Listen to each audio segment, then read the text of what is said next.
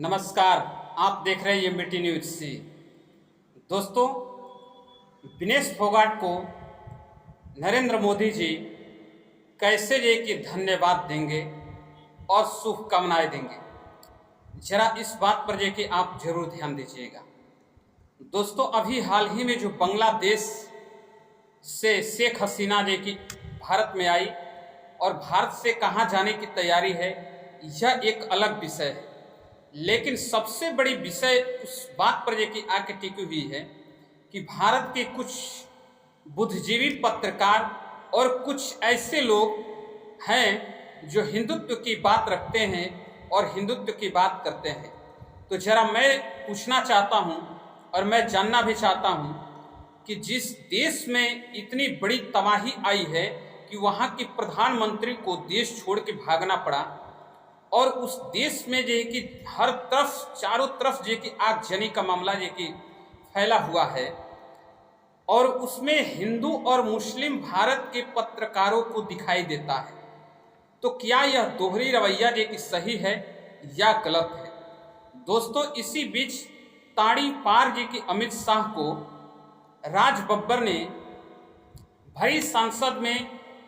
वहां जो कि स्पष्ट रूप से बोलने से इतना जोरदार जी की अपील किया कि अमित शाह जी को बैठना पड़ा।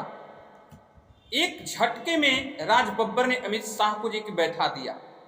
यह कितनी जी की बड़ी अच्छी बात है या बुरी बात है, आप कमेंट करके जरूर बताइएगा। दोस्तों, मैं ये नहीं चाहता हूं कि विनेश फोगाट को जो उपलब्धियां हासिल हुई है उस पर जो कि फिर से विशेष तरह से जो कि राजनीति जो कि समीकरण सेट किया जाए और उस पर जो कि बहस जो कि जारी किया जाए। जैसे पहले अनेकों पत्रकार ने इस पर जो कि लांछन लगाया और यहाँ तक कि सुधीर चौधरी आज तक के पत्रकार हैं, उन्होंने जो कि बोला कि जितनी पैसा उनको इनाम में दिया गया था तमाम सभी पैसे को वापस कर दे, उसके बाद से अपना जो कि दुख जाहिर करे। दोस्तों, और जो कि इधर तमाम जो कि भारतीय जनता पार्टी के नेता हैं ब्रजभूषण सिंह, जो खेल का जो कि अध्यक्ष रहे, उन्होंने जो कि यह बातें जो कि विनाश फोगाट के जो के बारे में जो कि बोला था कि 15 रुपए में मेडल मिल जाता है। तो मैं पूछना चाहता हूं कि इस टाइम जो कि विनाश फोगाट जो कि इतनी बड़ी उपलब्धि जो कि ओलंपिक में हासिल की हुई है, तो क्या यह 15 रुपए की मेडल के जैसे जो कि लग रहा है? और 15 रुपए के मेडल के जैसे लग रहा है तो फिर किस जे की मुंह से और किस हैसियत से संबित पात्रा ने यह पोस्ट करके लिखा है कि बहुत बहुत धन्यवाद विनेश फोगाट को। जरा बताइए, जिसको जे कि जिस खिलाड़ी को पुलिस जे कि दिल्ली की सड़कों पर घसीटती रही और पीटती रही, अपना हक के लिए लड़ाई लड़ती रही वह महिला खिलाड़ी, और आज वह जीत गई, तो फिर पीठ थपथपाने की जरूरत क्या है? दोस्तों, अगर जो कि भारत में ताड़ी पार लोग जो कि देश के गृह मंत्री बनते हैं, यह जो कि शरद पवार जी का बयान है कि ताड़ी पार है, लेकिन फिर भी जो कि मैं इस पर जो कि ज़्यादा बहस नहीं करना चाहता हूं, ज़्यादा जो कि बातें नहीं करना चाहता हूं, लेकिन मैं आपको स्पष्ट रूप से बता देना चाहता हूं कि राज बब्बर ने उस ताड़ी पार अमित शाह जी को ऐसा करारा जवाब दिया और उस पर जो कि इतना जोरदार जो कि हमला किया है कि संसद में चुपचाप दूम दबाकर जो कि बैठे रहें और राज बब्बर की बात सुनते रहें। ऐसा क्यों जो कि हो रहा है, क्यों सुनना पड़ रहा है? अगर आप निष्पक्ष हैं और गलती नहीं किए हैं तो फिर आपको इतनी बड़ी जो कि शालीनता क्यों दिखानी पड़ रही है? दोस्तों, यही बात जो कि मैं करना चाहता हूं, पूछना चाहता हूं आप लोगों से कि जब एस जयशंकर विदेश मंत्री हैं, उनको जो है कि